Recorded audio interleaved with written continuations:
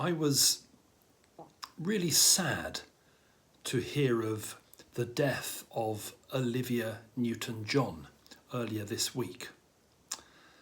I think I was 12 years old when Grease became a global phenomenon. As a family, we didn't often go to the cinema, but I remember that my parents took my sister and I to see it. I think it was on a rather small screen in West Malling. We must have really badgered them to take us. And remembering that screen and thinking about how far West Malling is from where we lived, we must have left it very late on in the release, late on in the run to get there. I still think it's a great film. It's very funny. The costumes and sets are brilliant. The choreography is slick. And the songs, well, don't tempt me, but I reckon I could sing my way through most of them. Not something you'd ever want to experience. If you haven't seen it, do. It's really hard not to be cheered up by it. Or the next time your child or your grandchild or your great-grandchild is in a school production, make sure you don't miss it. I spoke to my daughter about the film and about Olivia's death yesterday, and it interests me that age 20, she seems as fond of it as I am. We both acknowledged, though, that the great twist at the end of the film is problematic. I'm going to talk about the twist. I don't feel bad about that. You've had more than 40 years to see the film. But if you haven't and you'd like to, then turn away now. Grease is the story of Danny, played by John Travolta, and Sandy, by Olivia Newton-John. As we know, the course of true love never did run smooth.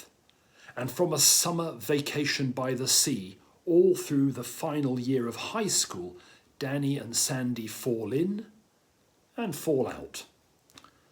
Their happy ending is achieved only when Sandy decides that she must ditch the demure ponytail and pastel-coloured cardigans and skirts which she's favoured for the first 110 minutes of the film, and become, perhaps, the girl of whom Danny really dreams.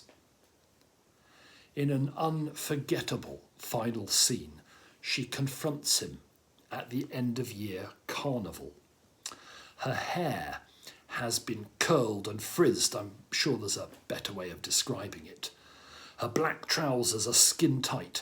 A leather jacket hangs off one shoulder and a cigarette smoulders on her lips. She has been transformed. And Danny and the screen explode into "You're the One That I Want," which as a single was at number 1 in the UK charts for 9 weeks in the summer of 1978. There's no avoiding that this is dangerous role modelling for young women. Change your hair, change your clothes, change your personality to secure male attention. A generous interpretation of the film might understand Danny as locked into what we might call his toxic masculinity, desperate to retain his gang's respect and unable to be different. Sandy is the one who has the strength and the courage to do so. But it's dangerous, and not a message I would want any young person to imbibe. The film is still hugely enjoyable, but it's a product of its era, and it's definitely not a source of cultural or ethical mores for our times. Some of you will no doubt find what I'm about to say trivial, irrelevant, and unworthy of consideration, but I'm going to say it anyway. When God decides to let us know that he loves us, he becomes one of us.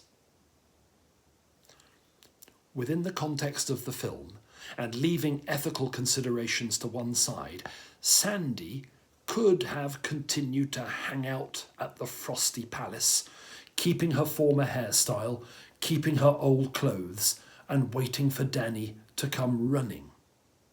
But she was, memorably, totally devoted to him, and so she made the change. It's what God does in Christ too. He doesn't hang about in the court of heaven. He comes looking for us in the clothes and accent of a Galilean carpenter of the first century. I feel huge discomfort and distaste at watching a 40-year-old film and the sacrifices that Olivia Newton-John's character makes for her beloved. Think of the cost to the God of heaven and earth, who lets nothing come between us, and who comes after us, constantly saying, "You're the one that I want. You are."